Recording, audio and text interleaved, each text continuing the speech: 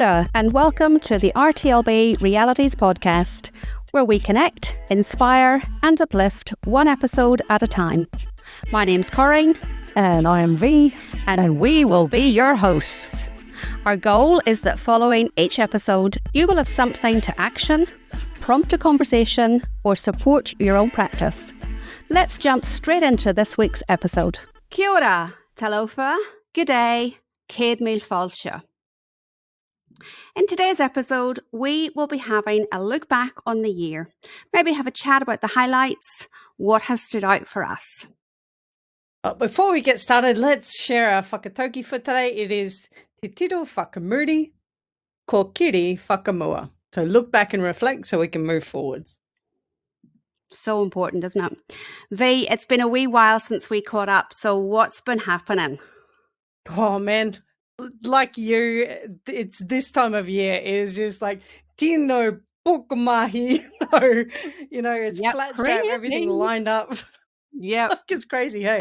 Nothing's actually finalising for me. I feel as if I'm like halfway through term 3. Like, I don't know. I'm hoping that I get there, but still hoping. Sorry, go ahead. I'm sure it feels like that always at the end of the year, and you're just like, oh man, you're wishing for it. It's like, please come faster. And then you're like, oh my God, do not come any faster because I have a bajillion things that I need to do. And how do I fit the time in? Yeah, I know. Tell me about it. Conflicted. Yeah. So for me, I am actually, I am planning a hikoi up to the top end of the North Island in these next holidays. And, if you're listening to this and you've got a couch space available, I'm up for some couch surfing. Hit me up.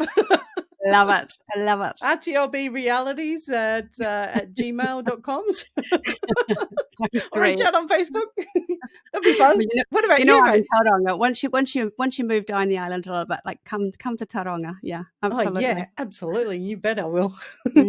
What about me? Okay, well, as you know, my year has been weddings, and more weddings. I'm heading back to see the newlyweds in DC for New Year. So that's going to be awesome. And then I actually get to travel on to Ireland to see my mum and dad and my wee nanny, who is 103. Can you believe it? 103. And she is just awesome. So get to hang out with mum and dad and my nana and other people in Ireland. Just going to be really precious time for whānau. So it's going to be awesome. Really cool. All right, so we said we were going to have a look back and a think about what we have done. Man, it's been a big year, eh? So let's look back. If we look back at our first episode, oh my goodness, can you believe that was our first episode? So that was with Catherine Brickett. My gosh, can you remember that? Like, can you remember what we were doing? I know. I can actually, and that was our very first, like actual first, even though it was technically our second podcast, but that was the first one that we did. And I remember like setting up and just going, oh my God. I know. I felt like such a rookie. I mean, I still feel like a rookie, but man, I remember looking at Catherine thinking, how did I get into this position? Like, how did this come about? But anyhow, she was amazing. What a brilliant person to start with. Like she completely made us feel at ease, and it just was like a conversation. It was great. Oh yeah. It was so good, and she was just like, oh, bam, and it just rolled just really quickly. Totally. And one of the things that she spoke about was in regards to the stress responses that we all experience. It was the need for predictability. And I don't know about you, but this can be really tricky. And so for some teachers, they're better than others with this. And for some, but like me, actually, at times, life takes over and things become crazy. And some think that they offer routine and systems. And for others, they still struggle to see the need. Yeah. What's your thinking? I totally hear you. I've just been actually working with a teacher. And like one of the things that came out early on with that Kayako was seeing the need for there to be structure and just going, ooh, but she felt like she didn't she was struggling with so many behaviors that that structure wasn't there, and she felt like her answer to that was to just give more of a free flow and more of that play at the start, to just let the kids come in. And then as we worked through the year together, she started trying a couple of things and then realized that for herself, she needed structure, and she needed that to free up her own executive function. And that was a massive breakthrough for her. And she was like, oh my God, I can, I can feel like I have more predictability of myself, to know that I'm going to, for myself as a teacher, I'm going to move into this next part, which means this, and that's all set up. And she had it all printed out at the end of each day, so she didn't have to go home and that sit on her head. And that freed up her own executive function, so that when she was in the classroom, she knew her process was to pick up the folder that had all her planning in it, that she could see and not have to go back and refer to the computer and get up and running straight away on it. It was a massive deal for her. It was so good to see. Yeah, no, predictability it's huge. And I know for me, like my husband Paul would laugh when he sees my notebook coming out. He knows, oh my gosh, there's stress here, because I bring out my notebook, because I know that if I write things down, I can close the notebook, I can put it away until the next day, and then I know that I'm predictable enough of myself that I can pick it up and go, what did I need to do today? This was my plan. And it really, really helps me to get on top of that stress, just to feel that I'm actually in control of it. So predictability for me is, it's so, so important. It does on the other side of that, when Paul sees the notebook coming out, he tends to duck a little bit, because he knows, oh my gosh, here comes the notebook, that sort of thing. But I think predictability it can be a real stress help. And if we can get that message out to teachers and to RTLB, it can be really, really powerful. But that also leads on to something that Catherine also spoke about, was the need for, and just how important it is in our role as RTLB, to encourage adults who look as if they're opposed to change, to remember that our brains love predictability. But we also have to be that encourager to change if need be. That's really, it can be difficult. What's your thinking on that? Yeah, absolutely. And I think we've all come across it, and we've all been that person who has held really tight to that predictability and not wanting to change, because it's that fear of unknown, and it can be a stress response trigger from us as well. Can't it? And it's like, what I love there, but when you're talking about working with that teacher, was the fact that it sounded like a journey for you. It wasn't you coming in and going, this is what you need to do, this is how you're going to do it, here's the time frame, and so on. You journeyed with her, and you allowed her to see that, maybe doing something a bit different might be more beneficial to her. And through that, you were able to support her to be the change that she needed to be. Yeah, absolutely. Yeah, definitely. And it made a massive difference for her, and just presenting it as low-hanging fruit, like I didn't want to overwhelm her, and I was really conscious that could easily happen. So it was just like, hey, here's some low-hanging fruit, and here's just one thing. Let's just have a go at just one thing, and we'll see what happens and go from there. And, just letting her know that I'm walking with her, and whatever she needs, I'm there. And again, the importance of relationships, that when we're linking all of our episodes here and thinking back, and we think about the episode we did about RTLB being change agents, being agents of change, it's be the change that you want to see. And that can be really difficult definitely it's difficult for me. I find that quite tough at times. What about you? Yeah, and it's tough when, at this kind of time of year, when you're under the pump and you sort of resort to what is within your foundational kit there. When it's just like, how do you function just as you're in your autopilot? And it's not always the version of our best self. Oh my God. So having to find that energy to be a change agent and to, but it's also, I think, about understanding and tapping into that to say, okay, I get it, and reading the room to know, hey, is this the hill you want to be on? Are you going to stay here, or is it, is this another time, or what's most important, so that you can help people sort of get to where they want to go. And for RTLB listening to this as well, and for those who have been journeying with us this year, when you look back, for us all now to think back on our year, think about the change that we have been a part of. Gosh, it's huge. It's and most of it is amazing. It's really, really positive change, and I think when we, in the midst of our busyness, in the midst of, wrapping up for the year and Christmas coming up, it's just really, really lovely to be able to sit back and think, yeah, I was part of that. I was part of that. And even for one student or one whānau or one teacher, that's enough. But we actually get to be involved in so many, and being an agent of change is a privilege, an absolute privilege. Yeah, totally. And I remember Catherine, being in that agent of change. I remember Catherine Burkett reminding us about the importance of breathing, when we're in those stress moments, the importance of breathing. And from memory, you had a bit of a story about this. How's your breathing going? Yeah, I think the comment was, it's really good to keep breathing, I think was what I said. I was like, yeah, it is good to keep breathing. What I was referring to was the importance of how breathing techniques really help me when I'm stressed. And one of the things that anybody that knows me, and V, you know me, is I hate flying. Says she, about to go on a big long haul flight. I hate it. I absolutely hate it.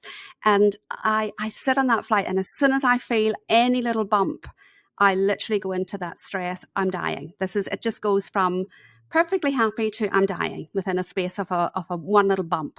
And so I'm not, and I kid you not, like I literally, it's not a good place, but it's quite funny for those looking around, but it's not good for me. And, but I really hone in on my breathing. And honestly, this year, because we've done a lot more flying up and down the country for our PLN groups, and then over to DC to see my whānau, and I've had to do a lot more breathing, and it's great. I hone it, and it really is so beneficial and so helpful. So for those of you, keep breathing. It's always a good thing to do, but definitely hone in on your breathing techniques. It's also. Definitely, I highly recommend it to everyone. Is keep breathing. It's really important. Keep breathing, exactly. Oh man! And I remember when we were talking with Anna Van Riel in our third imposter syndrome episode, right. And she recommended tapping, and you gave that a bit of a shot. Are you still tapping? I still do it. And I do it again. On a flight, you will see me. I'm sitting tapping. I know. Tapping your face. I know. But honestly, and I've actually got my husband into it. Have you? I have. And he is like, he felt, I'll not say what he felt like when he first started. he really was quite, but he was really skeptical. But now he says, no, it really does. It just seems to be, the more you do it and the more at ease you become with it, you can definitely feel the break in your stress pattern. And for me, it's really, really, it's quite powerful. For my husband, the tapping on his collarbone really helps him. For me, it's in between my eyes, in between my eyebrows, and that's the one that really helps me. Yeah, it's quite amazing. And I don't know, and I always put it alongside breathing too, so it's I sound like a real stress bunny, like, and I am. I have to say, when it comes to flying, I'm up there. Like, I get it. I am, and that's okay. There. And it is okay, because there are ways to cope with it, and I don't let it stop me doing things, but I definitely have to find ways to support me through it. And so for anybody going through stress, if it's the end of the year stress, or if it's stress coming into a period of time when there's whānau coming and you're not sure about, relationships, it's really important just to find what works for you, that do something for you to keep yourself really well. And so maybe that might be doing some breathing. Maybe that might be doing some tapping, and you can have a check out of our episode. Something in imposter syndrome, episode 10. I think it might be 10. I think it might be 10. We'll put a link in the show notes anyway. Definitely. But there's a whole lot of things, and Corrinne didn't particularly enjoy tapping with Brad. No, I didn't. I definitely from did memory. Not. But this, let me tell you, if we're does this look back to front to you, or is it just looks back to front to me? This book? No, that looks good to me. I can see that. It looks good to you? Okay. Yeah. So the new science of a lost art. Yeah. Oh, it's called, the book is called Breath, and it's by James Nestor, Nestor. And we'll put the link to the show notes. I tell you what, this book, it has been a game changer for me. And I know that we've got one of our PLN on our Professional Learning Network people on the Kaitiaki team, Fiona Harkness. Oh my God, I shared this book with her, and we've been just checking in with each other around this book. And it's about a third, right at the end. This book has so many references in it, like a whole section of the book is just references, scientific. It goes back to the lost art. It taps into cyclic breathing, square breathing. It does a whole lot of things, and it changed what I do with my breathing and sort of how I'm driving in the car and set myself up for meetings and all those kind of things. So absolutely, cannot overrate breathing. I highly recommend it. Well, as does Grant. Yeah, and you will find the one that works for you. For me, it's 4-5-7. It's got that, and it's my rhythm. And once I do it, I feel it, and I go, oh my gosh, that's just brilliant. And even when I'm taking the dogs out for a walk, I'm doing my breathing, and I'm recognizing. I'm looking for something that I can see. Whether, like, for me, it's a particular bird that I go out and I'm specific in looking for it, because being mindful and being present in the moment is so beneficial as well when we're really. When we're onto the pump and things are seeming pretty hectic. Yeah, totally. I think Brené Brown touches on that as well. Is that deliberately looking for patterns, and one of her things is look for hearts, which is a bit fun, like naturally occurring hearts. And I was just like, whatever.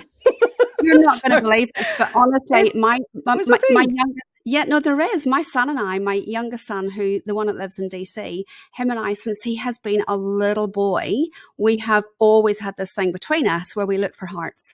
And now that we've got, digital technology, and wherever he is, if he sees something in nature that is a heart, or if it's me, we take a photograph of it and immediately message it to each other, because it's our little language. But I can't, when you actually start to be mindful of what you're looking for, the amount of opportunities that come across you. Like just a few weeks ago, I messaged him with a heart-shaped potato. Like, go figure, but a heart-shaped potato. It was a heart-shaped potato. Being Irish, it was incredibly apt for me. But honestly, you just notice it, like a bag of potatoes, and and you think, yep, that's a heart. I'll have that. Thank you. That's lovely. So yeah, that's crazy. Really, actually, really it wasn't Brené Brown. It was Mel Robbins. So Mel Robbins. Her podcast, she speaks about finding hearts. Finding hearts, and they're everywhere. When you look, have a go. Put a message in the comments if you've put a photo in the comments. I'd love to see a photo of your naturally occurring hearts. And if you get I'm not talking about Yeah. Another I'm not talking about the coffee. Chocolate fish. Exactly. No, it's the ones that are not the patent in your coffee. I know. Yeah, I do say that my heart-shaped potato was a little bit green at the time too, but it's okay. It was still a heart shape, and I took a photograph of it. But it was, I'll take that. It was lovely. So, so we've also chatted with Jace Williams and his message. I particularly enjoyed Jace Williams' episode, and we'll have to release some of the video from that because it was so we funny. were in my hotel room. Hey, that was our second podcast that we'd ever done, and it was hilarious. Yeah, and he was just so real. He was just so real, and there was absolutely no pretenses. It was just he was just himself and spoke from the heart, and it was just awesome, really awesome. Yeah, that was cool. And he was talking about the biggest barriers to trauma-informed practice was that social conditioning, and that we've been doing the same thing year on year, and that's sort of what we do, and we don't interrupt our own patterns around those sort of things. So just a good reminder to make sure that we're having a bit of a check-in with ourselves on that. For sure. Some of the things that stood out from that episode as well was talking about surrounding yourself with people who get it, when you're talking with people who are not on the same wavelength, it's hard to stay on your walker. It's hard to sort of keep true to that. So, have a think about who you're hanging out with, and if we're talking trauma informed, then find your tribe, find your people who are there, and help people get on that walker as well. But it's that social contagion, that emotion contagion as well, is really important in spreading the information about how we can be looking after our tamariki who've gone through things. Also, replacing that deficit language with compassionate language. That was so powerful. Yeah, in everything, hey. It really is. And, I think for RTLB as well, and we think of us as agents of change, as we've spoken about, and there's a big responsibility on us. And it is part of our role to spread that change and to be that change. But to enable us to do that, we need to surround ourselves with the people who get it, who really can support us in our mahi and encourage us to keep going. And one of the things that Jace spoke about, and I use this all the time in my personal life, in my practice, is when you know better, you do better. And I think that is such a responsibility, but it's a privilege because you think, I actually do know better, so therefore I am going to do better. And I just cut yourself a break. Absolutely. Yeah, absolutely. I love that, the fact that Jace didn't pretend that he had everything completely sorted. He's obviously had so much experience in that trauma-informed space, but he's still learning. And I love that. I think that's such an important message to us, is that we don't know it all. We definitely can't, and if we do, we're in the wrong place. That just to have that continuous search for new knowledge, and when you know better, do better.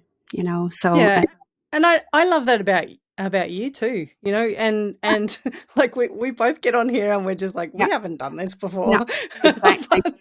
but we're giving it a shake, and but you're like, the breathing stuff, and you're sharing that with everyone who is listening, and big props to you, because people need to hear that it's okay. And it's absolutely okay. Yeah. Everyone might look like they've got it together, but they don't always. And it's nice. It's nice to have people who go, I don't have it all together, but here's what I'm trying, and give it a shake. You have dragged me into this. Like, let's face it. You have dragged me into podcasting. So, it's like you've believed in me, and I just think the experience has just been phenomenal for me, on many different levels. But we are real people in that we bring with us our own experiences, our own trauma. And life is crap at times. I was going to say even a really rude word, but I'll not. I'll be good. It's awful. Life can be really horrible, and it's sometimes you can walk through that, and you can just keep plodding. Sometimes you just need to stop and say, no, this is too much. I can't do this at the moment. I'll do it again, but not right now.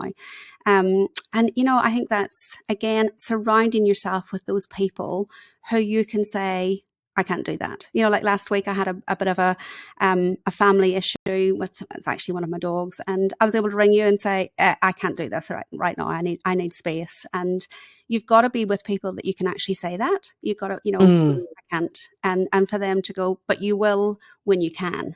And and that's really important. Yeah. So talking about dogs, how's Tom? Oh, Mr. T, he is going great guns.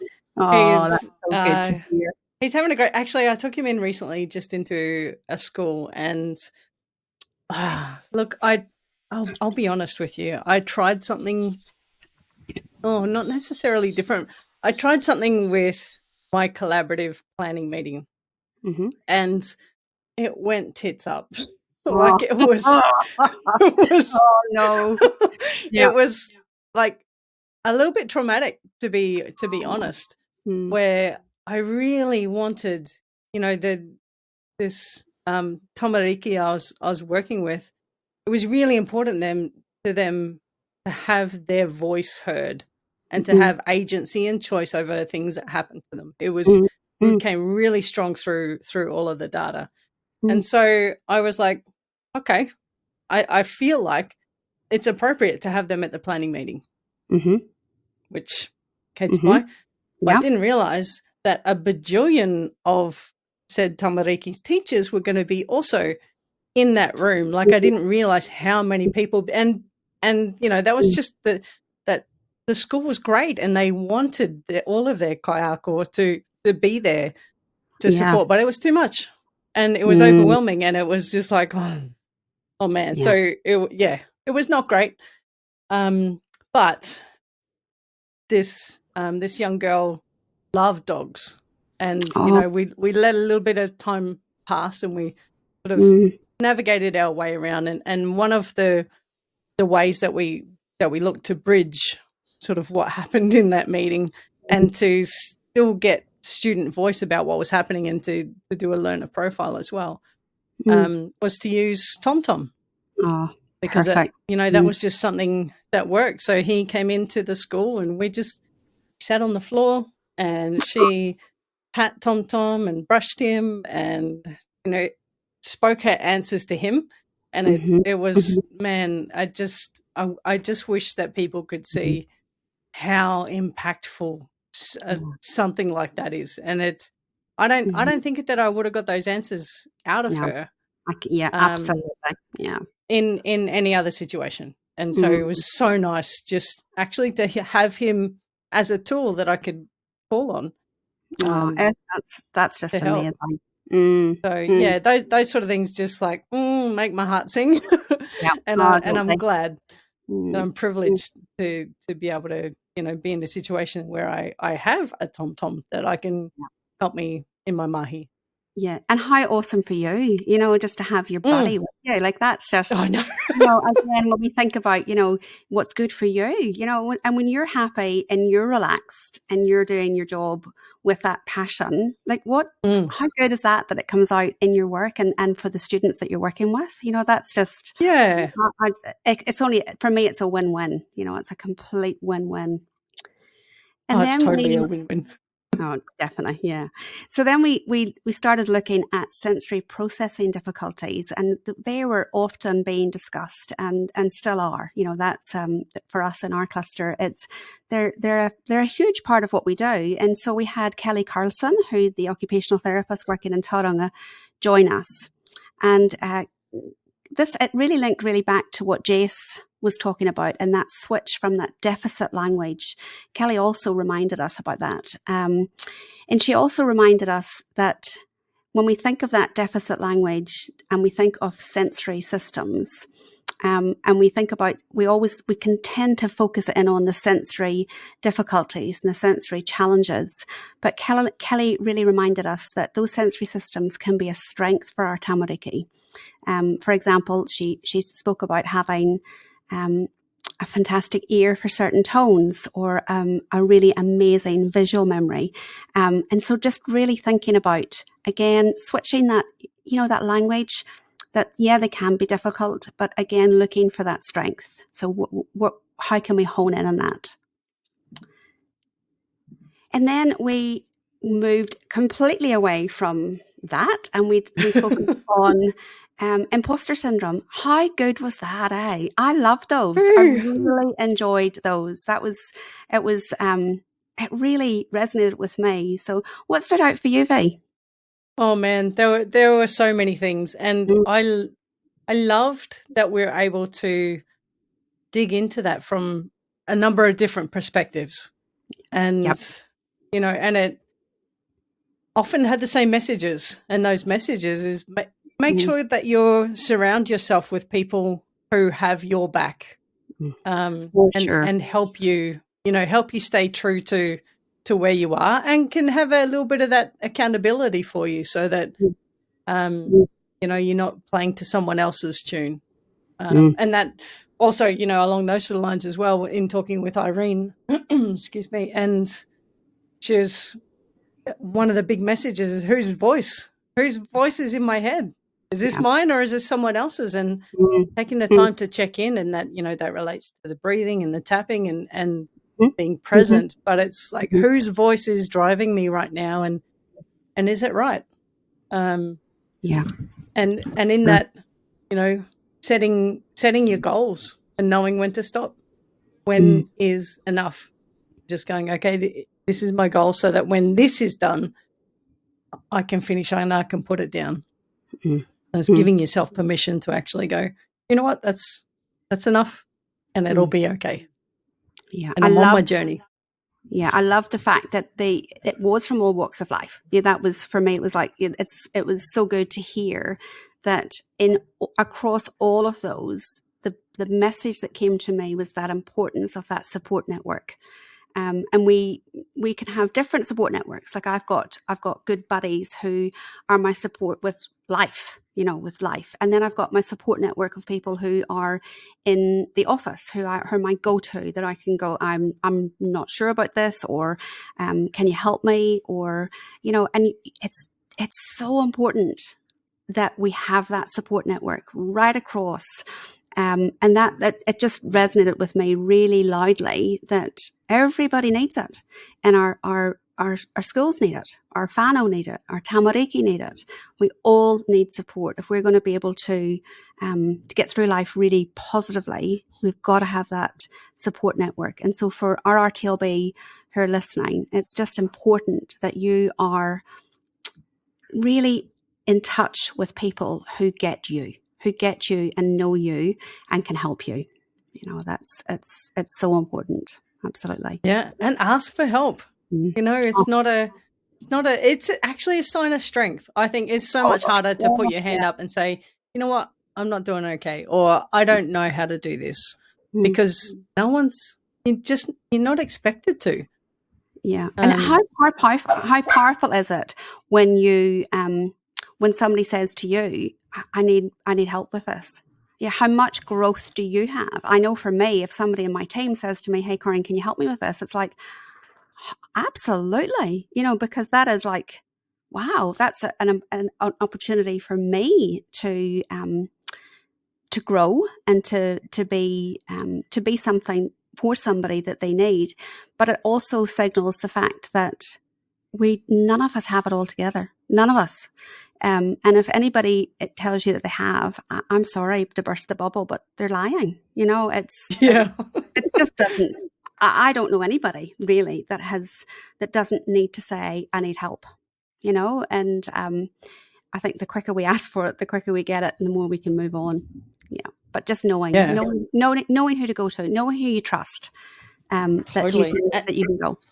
And that came out with talking with Brendan as well, Brendan Spillane, Hannah, from the Yeah. RTLB, from Tauranga, Kathy from Bulinga Hola Moving Forward Pacifica, Stala Tia, and they all highlighted that essential relationships. Well, actually, Sala didn't talk about the essential of relationships. He spoke about the essential component being connection over relationships. He did. And I was like, that was one of the big things that came out for me. What were, from those podcasts, what was your standouts?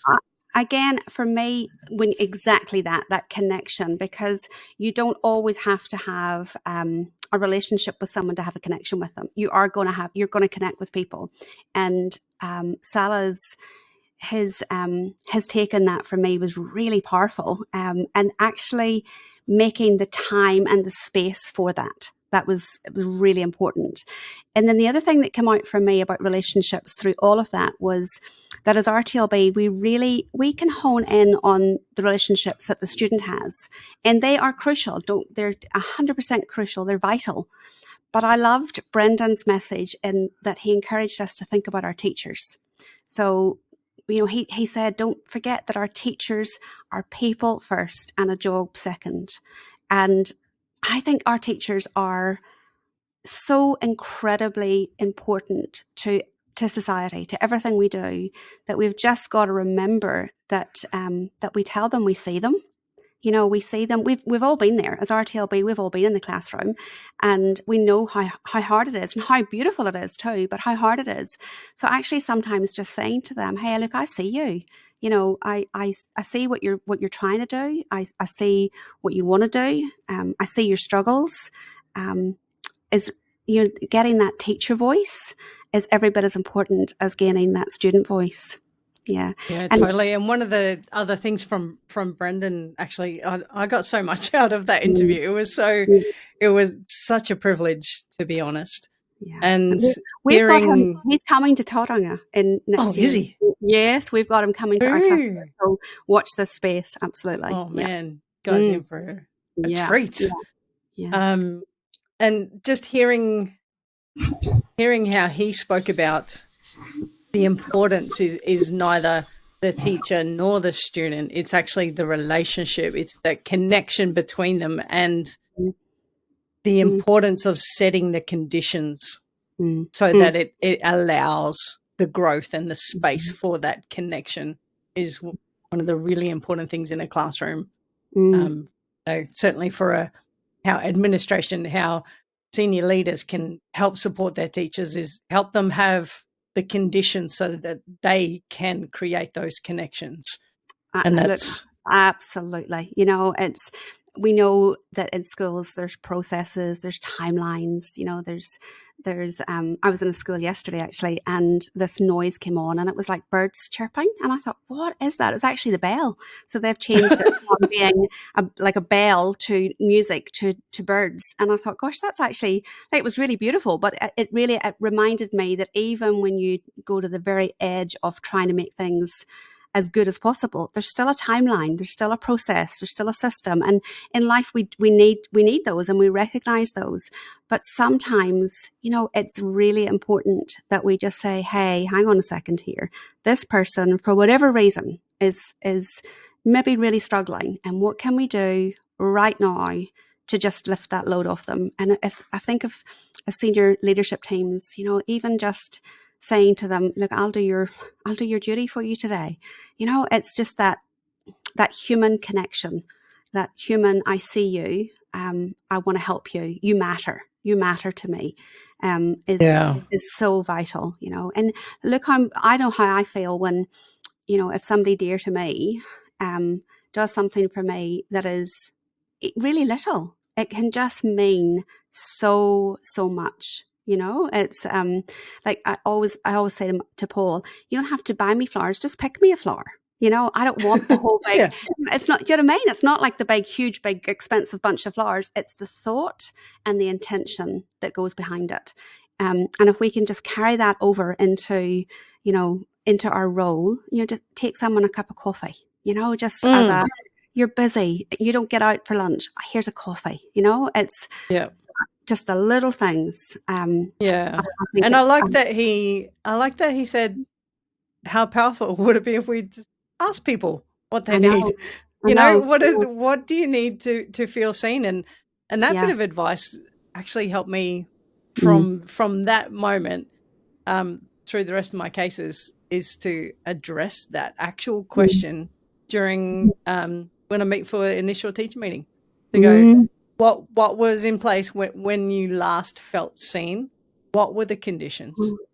And Yeah. then going, okay, Mm. fine, let's get there. Make sure, a little note to myself to go, okay, make sure I'm doing those so that I can meet them where they are and they do feel seen, and not just sort of taken for granted and you need to change all these things. So Well, it's it's so true, isn't it? It's just, and also that sharing who you are, again, is, I remember in my classroom when I had an RTLB, and she came in and she was talking about her kids and something that had happened that hadn't gone right at pickup, and I thought, oh gosh, this is she didn't go straight into, right, well, the student that we're here to talk about is, and so what are you going to do about it? She completely shared who she was, and it enabled me to just feel, okay, this is all good.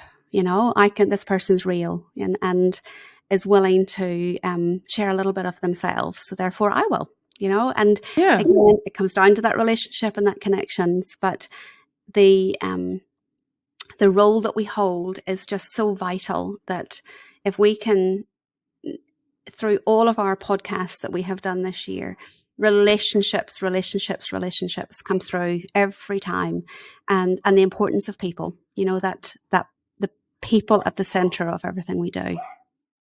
yeah. And I think, despite anything and much discussion around AI and all sorts of things, there is, we are the human component in this equation, and that's something uniquely human, and that's something that is made for us to step into those kind of moments to help others be human and it be okay.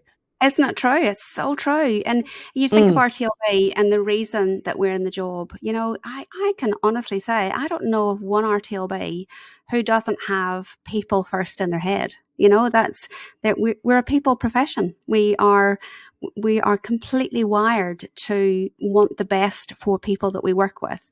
And sometimes we just need to also focus on us as people as well.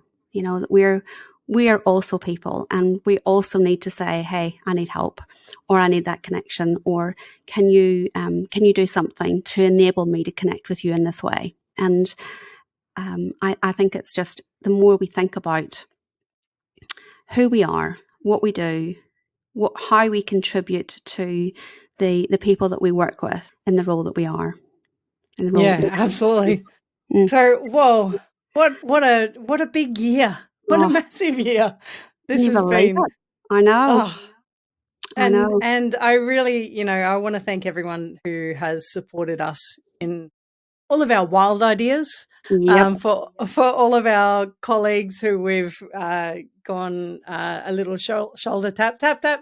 Can we interview you? I know. We've got this idea. And for everyone at the PLN for supporting us in this endeavor, and looking out for. I feel like our team, they connect with me all the time and go, oh, V, I've got this idea for this podcast. And if that is you, and if you have an idea for us, please reach out. We want to know what connects for you, what works for you, what do you want to hear about? Because we personally, Corrinne and I, grow from every conversation that we have here. Absolutely, everyone. Yeah, and I wrote up my case summary actually for this is on my caseload, the work at the PLN, and in my summary it was just like, we did this interview with this person, and here's now the changes that you'll see in my mahi as a result of that. I spoke with this person and we spoke about that, and just seeing the growth, and it's been a great way to record the growth and the impact that doing this podcast has had on me professionally as well as personally. Has been humbling. It's been awesome. Can you imagine, Faye, if we'd been doing this when we were studying? Can you imagine the artifacts we would have had? Man, we would have done it. Like, how good would that have been, you know?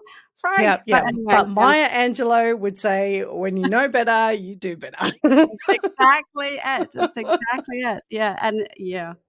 So we are here and very thankful. And thank you so much for tuning in and listening and supporting and sharing it with Kayako, sharing it with colleagues. Thanks, Mum and Dad, for listening. Everybody else, absolutely. Yeah, absolutely. Yeah. I know. So it's crazy.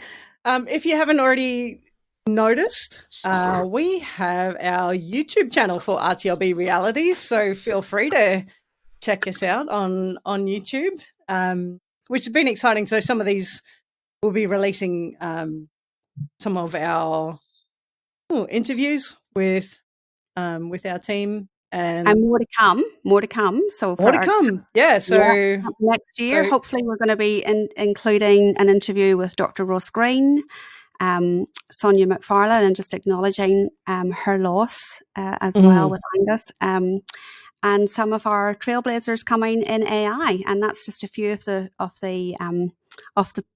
podcasts that we have planned. Oh, and the Polynesian Panthers. That's going to be another one that's going to be looking forward to that. Really exciting. Absolutely. Yeah. Yep. Yeah. Fantastic. Yeah. So in that, have yourselves a safe holidays, a safe non-contact time. And yeah, that's exactly. Yeah. And a wonderful Christmas. Yeah. And you can look forward to hearing some new podcasts for us early next year. Absolutely.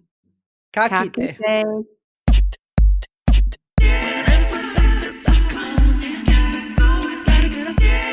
Thanks so much for taking the time to join us today.